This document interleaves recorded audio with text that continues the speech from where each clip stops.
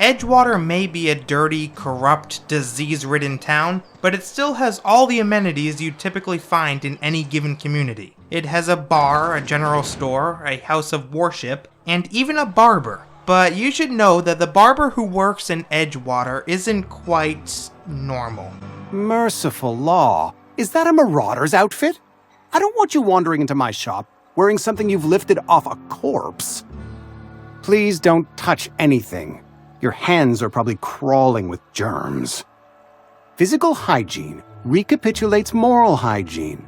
Cleanliness is next to lawfulness.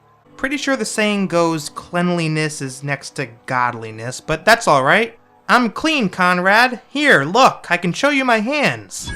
No, thank you. That's quite all right. I've seen enough body parts in my line of work. I'm Conrad. You will report to me if your hair fails to meet Spacer's Choice aesthetic standards. You will also report to me in the event of your death, whereupon I will clean and prepare your remains for interment. Prepare my remains for what? Burial, in the unfortunate event of a fatality. It's what a barber does. We make you presentable. Alright, I've got some questions for you. Go ahead. You seem pretty enthusiastic about this place. Mind telling me why? Edgewater has been good to me. I consider myself privileged to work here. I am never wanting for work, not since the plague started. Speaking of the plague, what exactly do you know about it? The plague's come at us with a vengeance this year. Lost 6 workers in as many months. I wouldn't call them good workers, mind you. If they were any good, they'd have been treated. Still, it is a shame. Why don't you treat all your workers? Company policy, friend. We don't have enough medicine to treat all of us, so we treat the best among us. That, good sir, is monstrous. Nature is monstrous, friend, and this plague is natural selection at work. Now, you'll notice that the table behind Conrad here is covered in dried blood. If you're like me, this should have taken you off guard. It's not every day that you walk into a barber shop and see blood stained on the table. Well, if you go through the door in the back of the room, we find a horrific sight. A body, possibly 2, lying lifeless on the exam table. Blood pooled on the floor below. What on earth has Conrad been up to? I know he said he prepares bodies for burial, but this all just seems excessive. On a table next to one of the bodies, we find a note attached to a clipboard.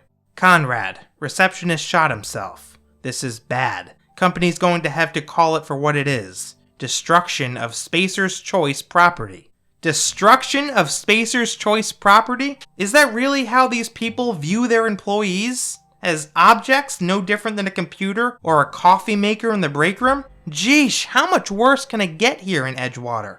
The note continues. Eugene was an asset and somebody has to pay his body price. This is gonna ruin us. So I was thinking that we pawn off his teeth. Eugene had a full set of gold teeth. Heirlooms passed down his family or something. You're processing his body, right? Just dig around and pry them out. We sell the teeth somewhere nice and quiet, use the bits to pay his body price, and nobody's the wiser. What do you think? Don't write back. In fact, don't talk to me at all. Just give me a special signal next time you see me. Waggle your eyebrows.